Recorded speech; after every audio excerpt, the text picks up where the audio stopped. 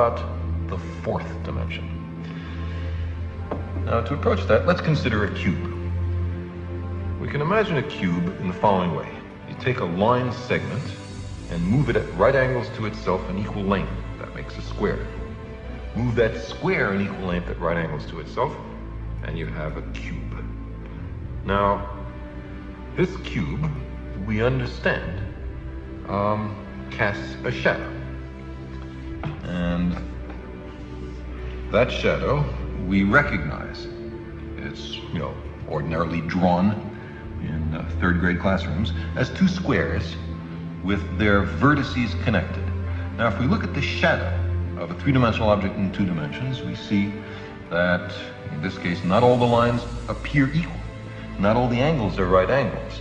The three-dimensional object has not been perfectly represented in its projection in two dimensions, but that's part of the cost of losing a dimension in the projection. Now, let's take this three-dimensional cube and project it, carry it through a fourth physical dimension. Not that way, not that way, not that way, but at right angles to those three directions. I can't show you what direction that is, but imagine that there is a fourth physical dimension. In that case, we would generate a four-dimensional hypercube, which is also called a tesseract. I cannot show you a tesseract because I and you are trapped in three dimensions. But what I can show you is the shadow in three dimensions of a four-dimensional hypercube or tesseract. This is it. And you can see it's two nested cubes, all the vertices connected by lines. And now the real tesseract in four dimensions would have all the lines of equal length and all the angles right angles. That's not what we see here, but that's the penalty of projection. So you see, while we cannot imagine the world of four dimensions, we can certainly think about it perfectly well.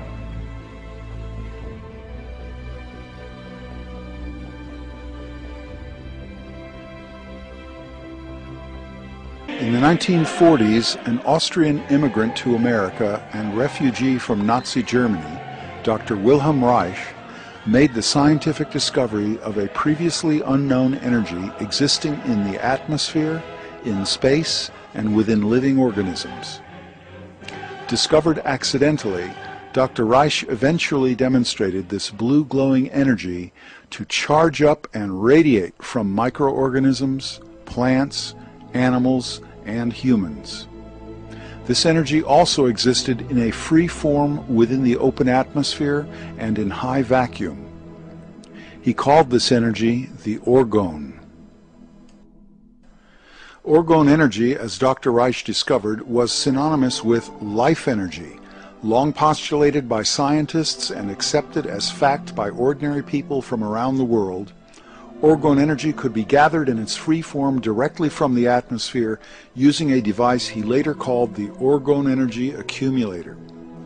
A simple enclosure resembling a large hollow capacitor, composed of alternating layers of special insulators and conductors, the orgone accumulator allowed a high charge of the orgone to collect inside itself, facilitating its direct study and revealing many of its properties. Dr. Reich observed the orgone energy charge in the human biosystem was expressed in emotion and sexuality and could be measured bioelectrically. A person's overall vitality and aliveness was a function of human and atmospheric orgone charge and pulsation, and this could often be increased by sitting inside the orgone accumulator. Orgone charge of the tissues was a fundamental component of the immune system, as revealed in the bioelectric charging of red blood cells. The orgone accumulator was found to boost the immune system of people who sat inside them for periods of approximately 30 minutes a day over many days, and to thereby promote health and reduce the symptoms of some diseases. So incredible were the healing effects of the orgone accumulator that Dr. Theodor Wolff, a pioneer in psychosomatic medicine and associate of Dr. Reich, called the orgone accumulator the most important discovery in the history of medicine, bar none. Another German physician has stated, Failure to use the orgone accumulator in the treatment of severe burns constitutes medical malpractice.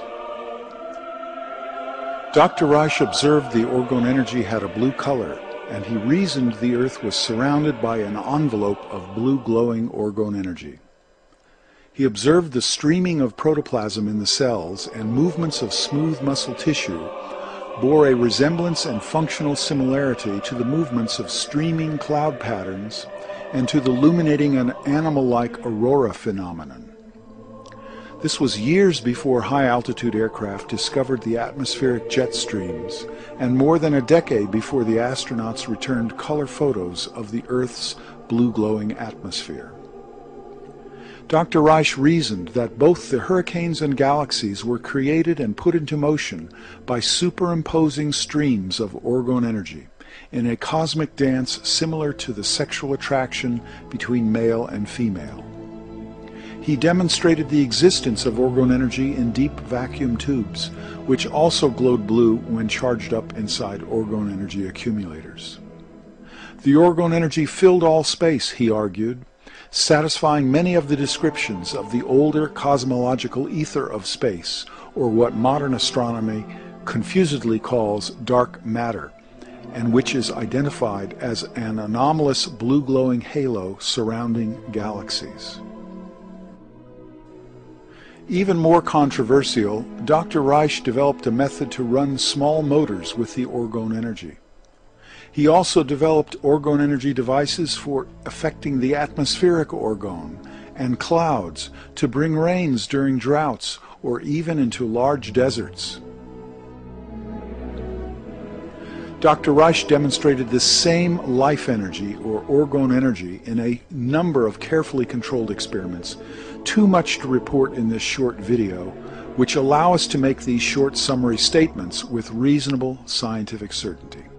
His publications on these subjects presented very positive results from his experimental work, but this only added to the hysterical outrage of his critics. They slandered his early research on human sexuality, called the orgone accumulator a sex box, and subjected Dr. Reich and his associates to character assassination and slander. Dr. Reich's work and ideas were chronically misrepresented in popular newspaper and magazine smear articles. Fraudulent information and outright lies, and without investigating his work in any serious manner, the medical establishment encouraged the U.S. Food and Drug Administration to seek and obtain a court injunction to stop Dr. Reich's research, writing, and speaking about his discovery.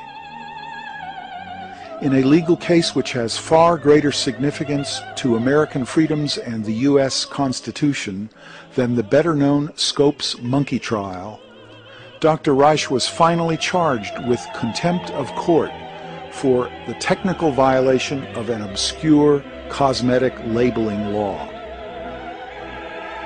He and an associate, Dr. Michael Silvert, were sent to prison, and Dr. Reich's books and research journals were ordered banned from interstate commerce, and existing copies were burned in New York City incinerators.